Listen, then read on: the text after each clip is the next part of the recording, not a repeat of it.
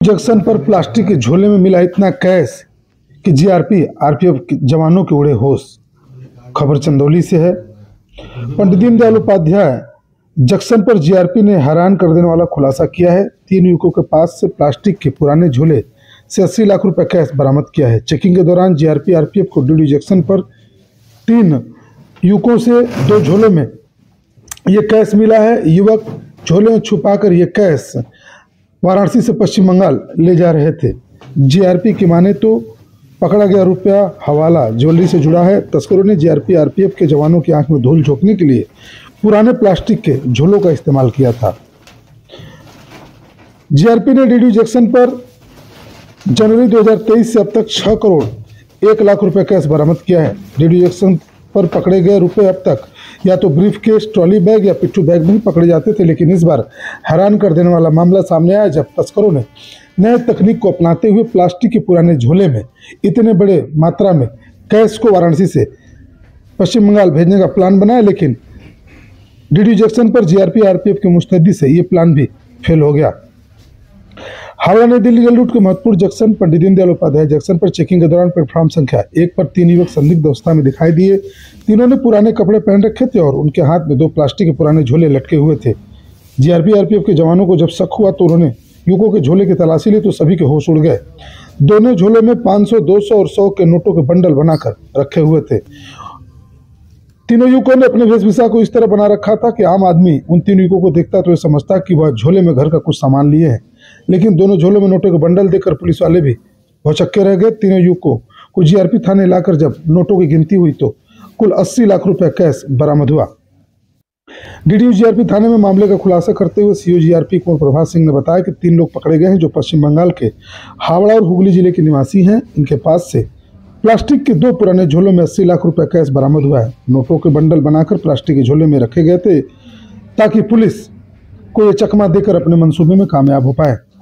ये लोग वाराणसी से पश्चिम बंगाल रुपया ले जा रहे थे। ये रुपया हवाला ज्वेलरी से जुड़ा हुआ बताया जा रहा है। जीआरपीसीओ ने बताया कि पहली बार ऐसा मामले सामने आया जब प्लास्टिक के झोले में इतने भारी मात्रा में कैश बरामद हुआ है। नोट बरामदगी के संबंध में इनकम टैक्स विभाग को सूचना दे दी गई है। पकड़ा गया रुपया ज्वेलरी से जुड़ा हुआ है। सीओ जीआरपी कुंवर प्रभात सिंह ने बताया कि जनवरी 2023 से अब तक कुल 6 करोड़ 1 लाख रुपए कैश डीडी जंक्शन पर चेकिंग के दौरान पकड़ा गया है। अपने आप में एक बड़ी रिकवरी है। ऐसे कैश भारी मात्रा में पकड़े जाने से ये स्पष्ट होता जा रहा है कि जो तस्कर हैं वो सोने चांदी के जेवरात को इस तरह भी वाराणसी लाकर बेचते हैं और कैश पैसा टैक्स बचाने की नीयत से और सरकार को राजस्व का चूना लगाने की नीयत से कैरियर के जरिए पश्चिम बंगाल भेजते हैं ताकि वो साफ साफ बचे रहे और कैरियर पकड़े जाने पर बाद में जुर्माना जमा कर उनको छुड़ाया जा सके। पूरे मामले को लेकर सीओ जीआरपी कुंवर प्रभात सिंह ने क्या कहा, आप भी सुनिए। आगामी नए वर्ष और माघ मेला को लेकर के रेलवे स्टेशन पर इंस्पेक्टर जीआरपी द्वारा और उनकी टीम के द्वारा जो है चेकिंग अभियान चलाया जा रहा था।